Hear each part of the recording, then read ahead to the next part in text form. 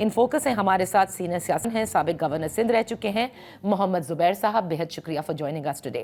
پہلے تو پاک بھارت تعلقات کے حوالے سے بات کرتے ہیں زبیر صاحب. اس وقت جو آپ معاملات دیکھ رہے ہیں اور خصوصاً نریندر مودی کے جو بیانات ہیں وہ بھی سامنے ہیں، بڑے ایسکلیٹری ہیں، اور اسی طرح سے انڈین آفیشلز بھی جو گاہے بگاہے انٹرویو دے رہے ہیں اسے یہ صاف ظاہر ہے کہ جیسے اب وہ سیکنڈ اس جنگ بندی کے بعد جو کہا گیا تھا کہ براڈر سیٹ آف ایشوز پہ بات کی جائے گی، اس کے لیے وہ ہرگز تیار نہیں ہیں.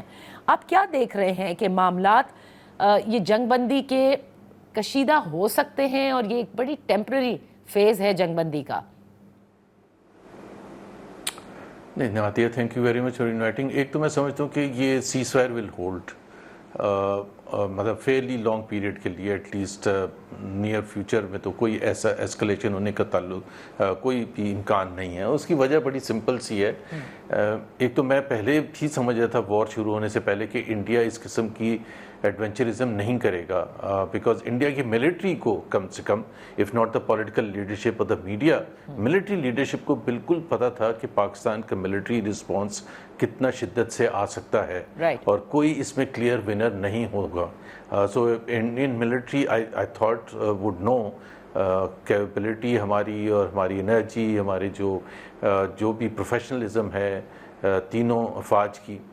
سو بٹ ظاہر سی بات ہے مودی صاحب نے ایک ایسا نیریٹو بلٹ اپ کیا تھا with in minutes of the Pahalgam incident کہ وہ تو بس اس میں ان کے پاس کوئی آپشن ہی نہیں بچا تھا سوائے اس کے کہ وہ انڈیا اٹیک کرے پاکستان کو، اور وہ عوام کو دکھا سکے کہ جی دیکھیں ہم نے انڈیا پاکستان کو کتنا برباد کر دیا، تباہ برباد کر دیا. اور پھر پلس ان کے ساتھ میڈیا نے پلے اپ ایسا کیا. And this is years of arrogance and a myth جو کہ انڈیا میں مودی صاحب کے آنے کے بعد سے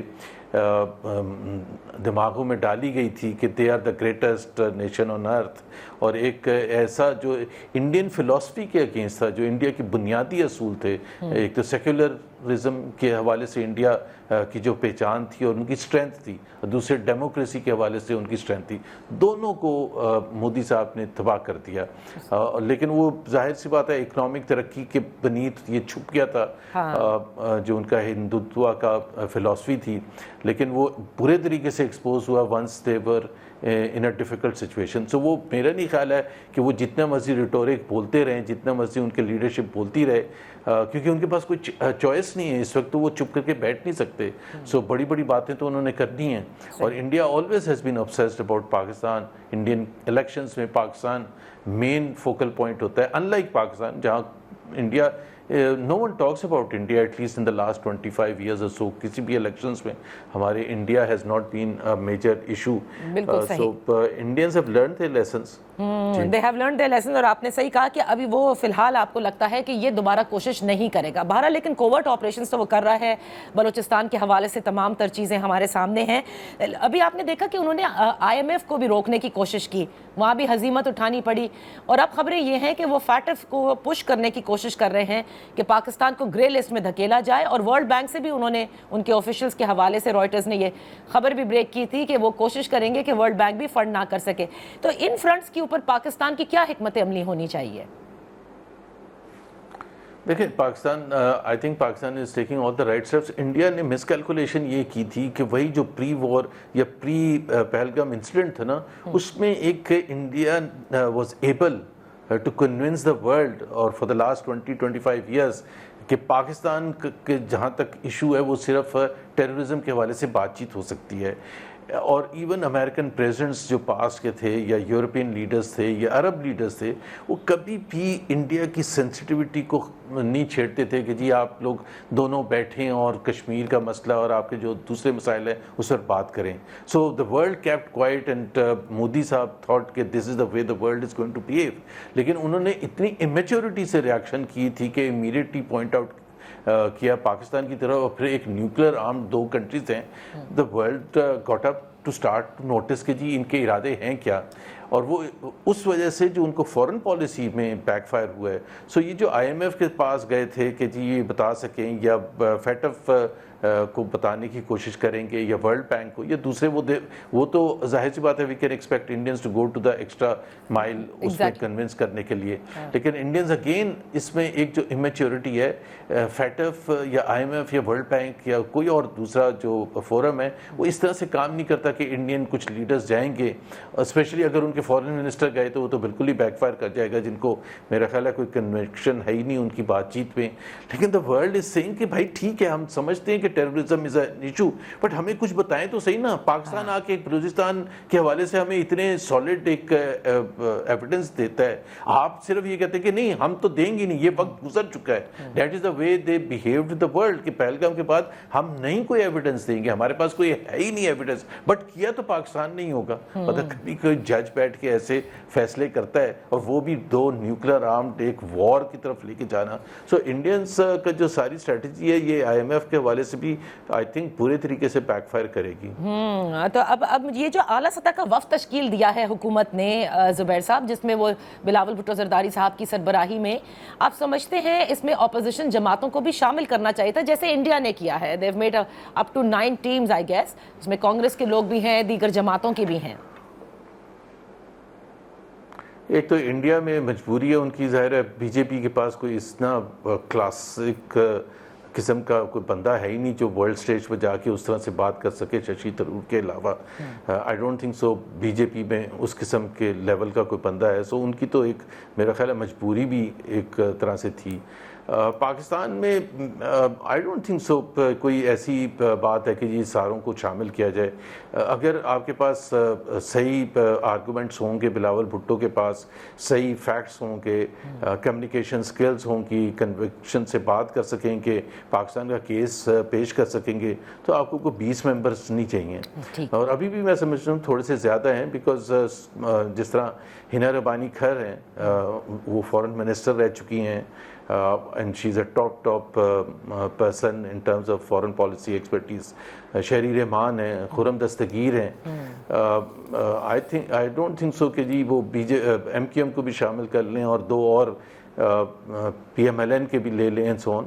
سو جب مثال کے طور پر خرم دستگیر آ گیا تھا, اگین پراؤڈلی ان PMLN, انٹائر PMLN, میں تو سمجھتا پہلے سے دن سے کہہ رہا تھا کہ اگر فورن منسٹر کو ڈیزرو کرتا تھا تو خرم دستگیر کرتا تھا. So we have enough people. I don't think so ہمیں یہ بتانے کی ضرورت ہے بھائی اپوزیشن کا کام نہیں ہے کہ ہر چیز میں ہر پوائنٹ پر حکومت کا ساتھ دینا, بٹ ظاہر سی بات ہے so for the opposition supports پاکستان's efforts کہ جی وہ جا رہے ہیں. اور بلاول بھٹو, میں تو سمجھتا ہوں بلاول بھٹو از دا بیسٹ چوائس, کیونکہ ان کی ابیلٹی ہے, ان کو بہت اچھا بات کرتے ہیں, فورن منسٹر رہ چکے ہیں, ان کی پولیٹیکل انسائٹ ہے.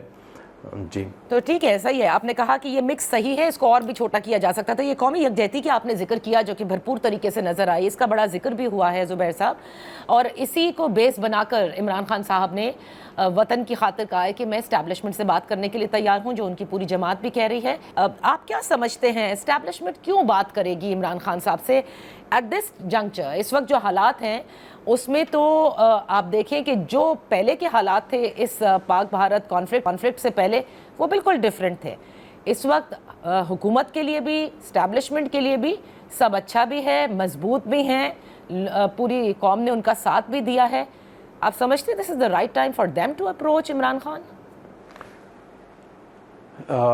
دیکھیں this is the right time to approach. اس میں میرا پوائنٹ آف ویو تھوڑا سا مختلف ہے. بالکل آپ نے 2-3 دفعہ ذکر کیا کہ یہ جب وقت آیا تو پوری قوم ایک ساتھ کھڑی ہو گئی, but that was between India and Pakistan. When it comes to India, اور جب ظاہر ہے ہمارے اوپر خطرہ ہوتا ہے اور ہماری انٹیگریٹی کو چیلنج ہوتا ہے تو پوری قوم ساتھ ہوئے گی. آپ کو کسی کو بتا, اور یہ ایگزیکٹلی یہ وہ پوائنٹ ہے جو ہمیشہ میں کہتا ہوں کہ آپ کو کسی کو بتانے کی ضرورت نہیں ہوتی کہ جذبہ پیدا کریں پاکستان کے لیے. سب محب وطن ہوتے ہیں, کسی کا کچھ اور اینگل ہوتا ہے اپروچ کرنے کا, کسی کا کچھ اور اینگل ہوتا ہے, بٹ یہ غداری کے سرٹیفکیٹ جو ہم بانٹتے رہتے ہیں نا چھوٹی چھوٹی باتوں پر. بٹ ابھی جو آپ نے کہا کہ ایک بڑی ایک یونٹی دکھائی ہے قوم نے, this is also an opportunity to bring everyone on board. وہ کیسے کہ آپ نے دیکھے نا, آپ نے ایک ڈپلومیٹک فرنٹ پر آپ نے دکھانا ہے, آپ نے ملٹری فرنٹ پر آپ نے یونٹی دکھانی ہے, بٹ پولیٹیکل پولرائزیشن جو پری وار تھی وہ ختم تو نہیں ہوئی ہے. اگر آپ نے کسی کا حق مارا ہے پولیٹیکلی, جو میں سمجھتا ہوں آپ نے مارا ہے پی ٹی آئی کا, تو اب وقت ہے کہ چلو اس کو بھی اس کا ازالہ کیا جائے اور ان کو سیٹسفائی کیا جائے جس حد تک آپ سیٹسفائی کر سکتے ہیں, چاہے وہ ارلی الیکشنز کے تھرو ہیں یا واٹ ایور.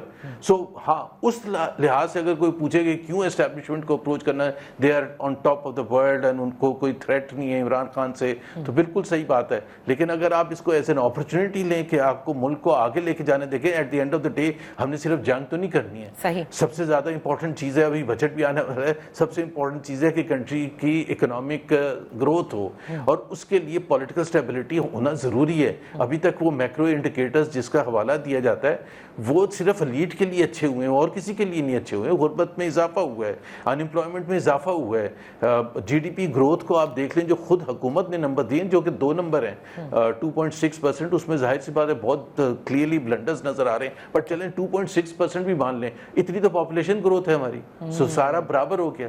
تو پرچیزنگ پاور بھی مڈل کلاس کی کم ہوئی ہے, مڈل کلاس کے اوپر پریشر. سو آپ کو اکنامک ترقی کے لیے پولیٹیکل اسٹیبلٹی چاہیے. پولیٹیکل اسٹیبلٹی اس وقت آئے گی جب وہ اگر کسی کے ساتھ زیادتی اور ایسی چیزیں ہوئی تھیں پچھلے الیکٹورل پروسیس میں, اور پھر بہت سے ایسے لوگ ہیں جو پی ٹی آئی کے ہیں, شاہ محمود قریشی ہیں فار ایگزامپل, 2 سال ہو گئے وہ اندر بیٹھے ہوئے ہیں, یاسمین راشد ہیں فار ایگزامپل.